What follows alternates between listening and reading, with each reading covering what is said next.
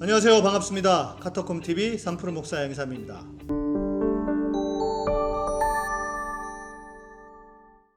오늘은 28회 카톨릭은 이단인가요? 입니다. 이 주제 또한 참 말 많은 주제입니다. 어떤 사람은 이단이라고 하고 또 어떤 사람은 아니라고 하고 정말 궁금한 질문입니다. 그런데 답을 말하기 전에 먼저 생각해 봐야 할 게 있습니다. 내가 어느 지점에 서 있는가 하는 것입니다. 무슨 말인가 하면 내가 보수적인 사람인지 아니면 진보적인 사람인지 아니면 중도적인 성향을 가지고 있는지를 먼저 생각해야 한다는 것입니다. 내가 어느 곳에 서 있느냐에 따라서 판단이 달라지기 때문입니다. 예를 들어서 보수적인 쪽에 서 있는 사람이라면 카톨릭은 우리와는 절대로 같이 갈 수 없는 이단과 같은 종교다 라고 말할 것입니다. 반대로 진보적인 쪽에 있는 사람이라면 카톨릭도 우리와 같은 신앙의 뿌리를 가지고 있고 우리의 형제와 같은 신앙을 가진 사람들이다 라고 그렇게 주장하실 것입니다. 그러니 이 질문은 정답을 찾기가 쉽지 않고 사람마다 다 다른 답을 가지게 될 것입니다. 그럼에도 여러분의 이해를 돕기 위해서 카톨릭이 어떻게 시작되었는가를 말씀드려보고자 합니다.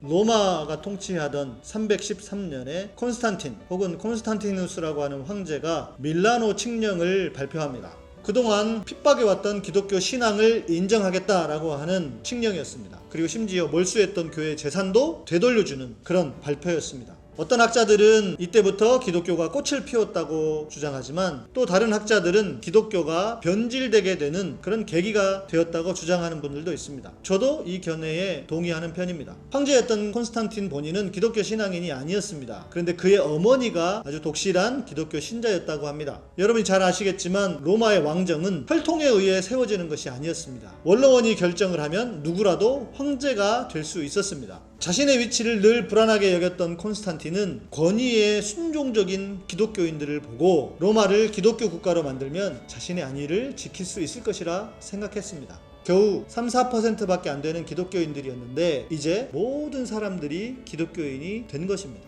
기독교 신앙이 없던 사람들을 갑자기 신앙인으로 만들려면 무엇이 필요하겠습니까? 신앙을 좀 더 쉽게 만들어 주어야 합니다. 그래서 오히려 진정한 신앙을 가지고 있었던 사람들은 밀려나 버리고 로마는 그들이 섬기던 태양신을 섬기던 방식으로 기독교 신앙을 갖게 되었습니다. 그렇게 기독교가 자리를 잡아가던 과정에서 자연스럽게 혼합화가 일어날 수밖에 없었을 것입니다. 그 일이 일어나기 전에 교회로 돌아가자라고 하는 것이 실은 개신교의 정신이라고 할 수 있습니다. 그러면 당연히 카톨릭은 혼합 종교이거나 이단이라고 봐야 하지 않을까? 라고 생각하실 수 있습니다. 그리고 카톨릭이 저질렀던 많은 범죄들을 생각해보면 비난을 받아 마땅하지 않나? 라고 생각하실 것입니다. 네, 그럴 수 있다고 생각합니다. 카톨릭이 이단까지는 아니라도 혼합 종교적인 요소를 가지고 있다. 네, 저도 거기에까지는 동의합니다. 그런데 개신교는 정말 하늘에서 뚝 떨어진 종교일까요? 이스라엘에서 시작된 여호와 신앙은 고대 근동의 종교로부터 영향을 받고 또 영향을 주기도 했습니다. 이스라엘이 그렇게 큰 나라가 아니었기 때문에 영향을 주었다기보다는 오히려 영향을 많이 받았다고 할 수 있을 것입니다. 그렇다면 어떨까요? 이미 우리의 신앙 자체가 다른 종교로부터 조금씩은 영향을 받았다고 할 수 있을 것입니다. 또 생각해보면 이 신앙이 한국으로 들어와서 변질되지는 않았나요? 디모데전서 6장 10절은 이렇게 말합니다. 돈을 사랑함이 일만하게 뿌리가 되나니 이것을 사모하는 자들이 미혹을 받아 믿음에서 떠나 많은 근심으로써 자기를 찔렀도다. 돈을 사랑함이 일만하게 뿌리라고 하지만 한국의 기독교는 어찌 보면 돈을 위한 종교가 아닙니까? 제가 그렇게 말하면 이게 지나친 비약일까요? 또 역사에서 개신교가 저지른 만행 또한 만만치 않습니다. 멀리 갈 것도 없이 우리의 근대의 역사를 보면 여순 사건이라든지 또 제주 4.3 사건이라든지 이 모든 비참한 역사의 중심에 기독교가 있었습니다. 카톨릭도 자정 노력이 없었던 것이 아닙니다. 바티칸 2차 공회를 통해서 본인들의 잘못을 반성하고 개혁을 이루기 위해 노력했다는 것입니다. 그 결과가 지금의 교황이라는 주장도 있습니다. 그래서 저는 이렇게 생각합니다. 카톨릭이든 개신교든 하나님은 완전하시지만 인간이 하나님을 왜곡해왔다. 중요한 것은 지금 내가 어떻게 바른 하나님을 믿고 섬기고 사느냐 하는 것입니다.